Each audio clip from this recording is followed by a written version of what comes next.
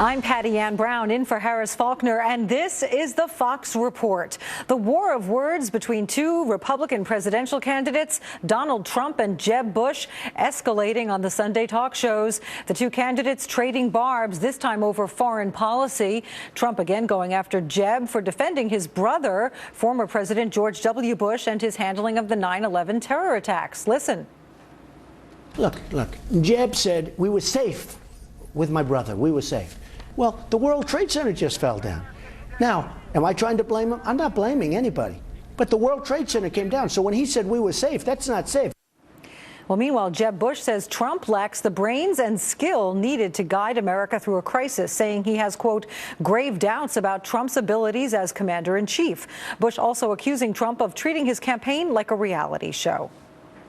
Mr. Trump talks about things that as though he's still on The Apprentice. I mean, literally talking about Syria, saying ISIS should take out Assad, then Russia should take out ISIS, as though it was some kind of board game and not a serious approach. This is just another example of the lack of seriousness.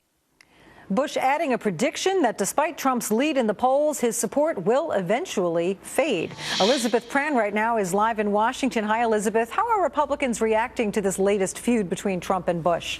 Hi, Patty Ann. Well, at the moment, some of them are pretty busy. 6 GOP contenders are focusing on a strong voter group as they gather for a presidential forum in Plano, Texas. They're talking Christian values and religious freedom.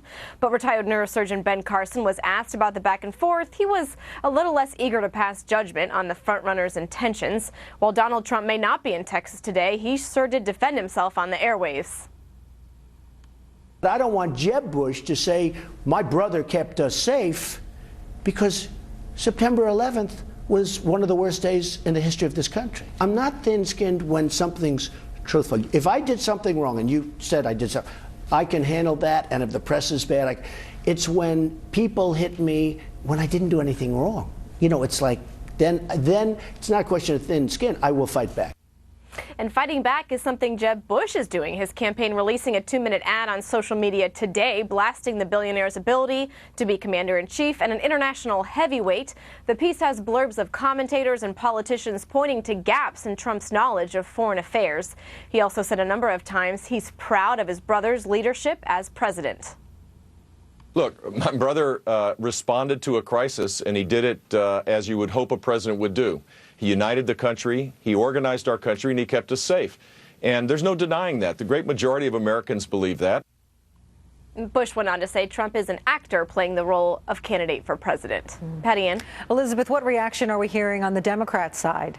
Well, we're hearing from the Democratic frontrunner Hillary Clinton. She's criticizing her Republican counterpart, Donald Trump. She says he's an oversized personality, overstepping any appropriate boundaries.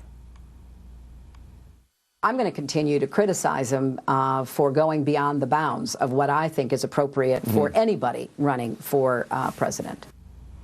But that being said, Bernie Sanders is in Iowa City today telling voters he's staying away from personal attacks. He took a massive topic today on Social Security, saying it needs to be expanded. He also had time to joke about Larry David's impersonation on Saturday Night Live.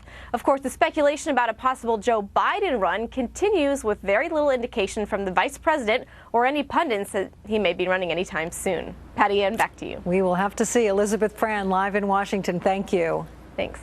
Well, Donald Trump and Hillary Clinton have at least two things in common. Both lead in the polls and both have high negative numbers among voters. So could we wind up with a Trump-Clinton matchup?